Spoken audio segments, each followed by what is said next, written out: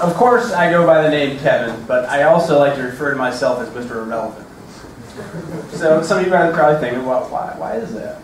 Well, some people here probably know that in the NFL draft, the last person taken in the draft is called Mr. Irrelevant.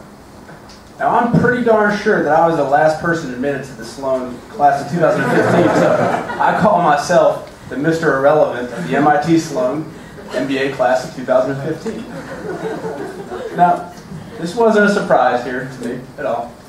Did I have the undergrad GPA? Absolutely not. Did I have the test scores? No, definitely not that either.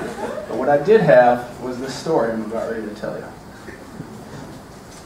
September of 2011, I was on my second deployment to Afghanistan. And prior to Sloan, I was in the U.S. Army Special Forces. I worked on a 12-man team. And we were tasked to train the elite Afghan commandos in northern Afghanistan. And over those 2 years, we made some great relationships. We'd done some great things, done some great training, done some great missions. So it really came as no surprise to me and the rest of my team that on September 25th of 2011 of that year, that we were asked to go to northwest Afghanistan and do a valley clearing operation. So this valley clearing operation, what it would entail is we kind of get dropped off at one end of a valley and we just kind of go through till the end. The particular valley that we were going to have to clear was about 4 kilometers long. There's a couple villages in there. You know, we would just go in, go to the villages, talk to the people, see if there's any weapons there, see what was going on, get to the other end of the valley, get picked up, go home, probably do it again in 2 or 3 days. Groundhog Day, basically. And we did everything that we had to do for this. We did all the rehearsal, we took a look at all the photography, everything. Pretty well trained, something we had done a couple hundred times.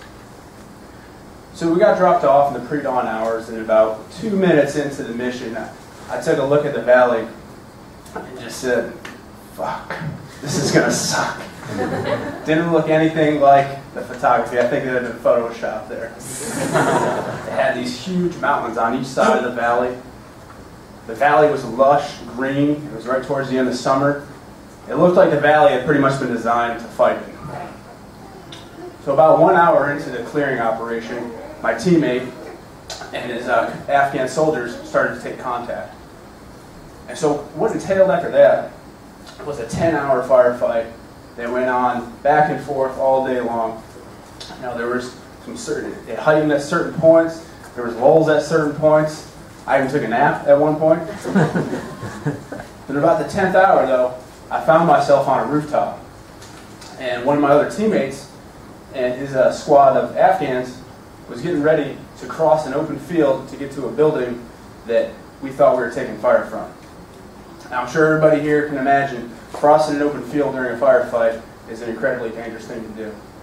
So myself and my infinite wisdom at 27 years old, thinking that I was just completely indestructible, decided that I was going to stand on top of the roof and draw fire to my position because I thought that I had less of a chance to get shot than they did going through the open field. So they start their movement to the building. I stand up on the roof, and I start to walk around the roof.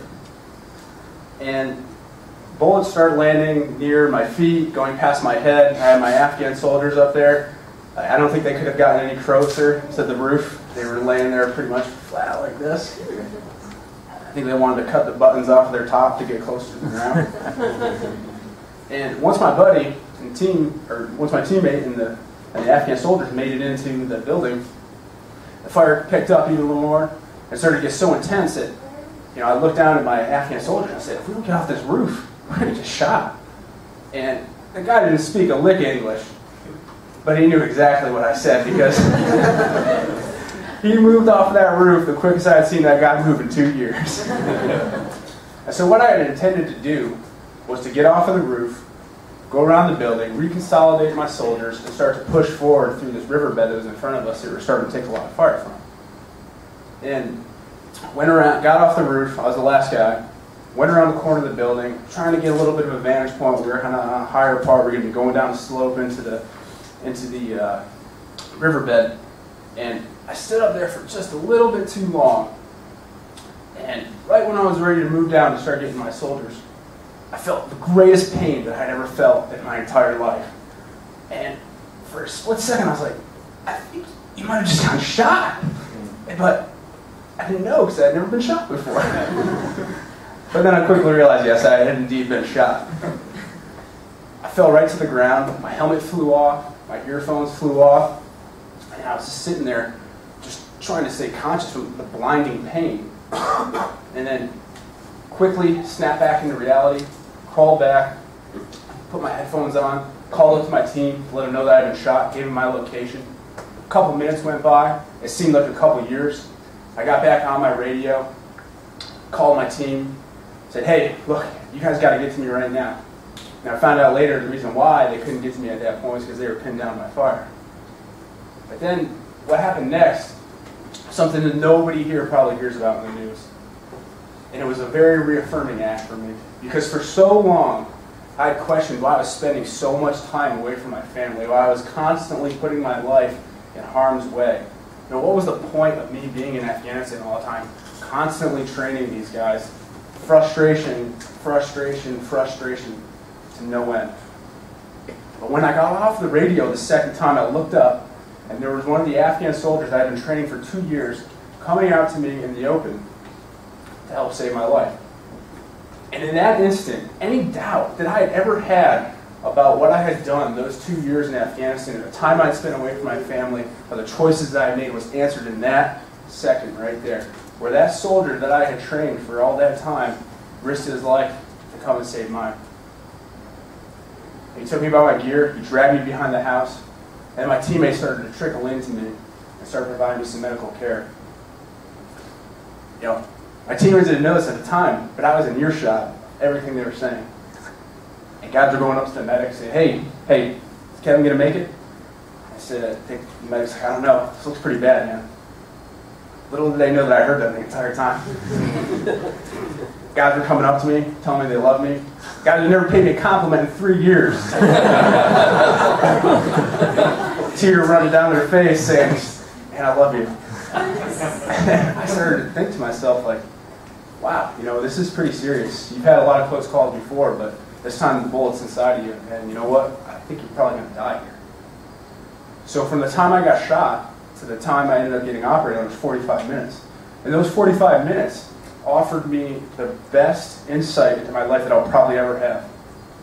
When every minute that goes by, every second that passes by, you think is most likely going to be your last one, the perspective that you gain on your life is incredible.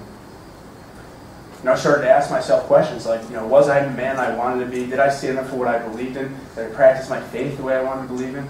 Did I maintain my relationships with the people that I love the most? It was a trying time for me to really see if I had been living my life the way that I had wanted to. You know, once my teammates stabilized me, they brought me to the helicopter, had about a 10 or 15 minute flight to the helicopter. When we got there, the surgeon started cutting off my uniform. He's asking me a bunch of questions, and then he finally said, do you have any questions? And I said, hey, am I going to live or not? And he's like, it looks pretty bad, man. But we're going to do what we can, and just hang in there. He's like, do you have any last requests? So I really thought I was going to die, so I asked for a Catholic priest to give me my last rites. And then I said, if I survive, though, I want the bullet. And I actually have the bullet at home. And then after I made that last request, he put the mask over my face. And I woke up 4 days later at Landstuhl Regional Medical Center in Germany. And when I got there, I was in intensive care. And I got shot here right in the stomach. The bullet went through.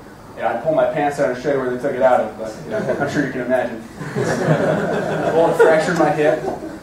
I had my stomach cut open. I had 20% of my colon removed. I had tubes hanging out of me. I was on so many drugs I wasn't sure if it was a cartoon or reality. Eventually I had to get this scar here on my leg for one of the surgeries that I had. So pretty serious situation. I'm in the intensive care unit there, A couple days ago I was in Afghanistan in a field hospital thinking I was going to die. It just happened to be by chance that one of my buddies was in Germany. He was convalescing from some of his wounds. He had gotten hit with 2 grenades and got shot, so I felt kind of wimpy that I only got shot once.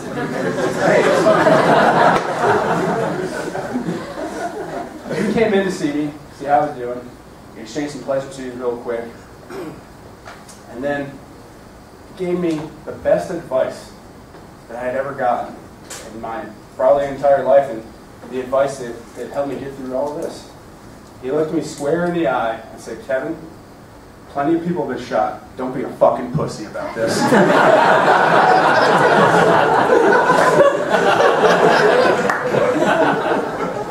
And that's what's got me through my recovery. That's what got me through the admissions process. That's what got me through my denial to the other school down the street, to getting waitlisted at this school, to getting back in, to getting through the core with a newborn week before midterms, and then to the point that I'm at here, talking in front of everybody. So thank you very much.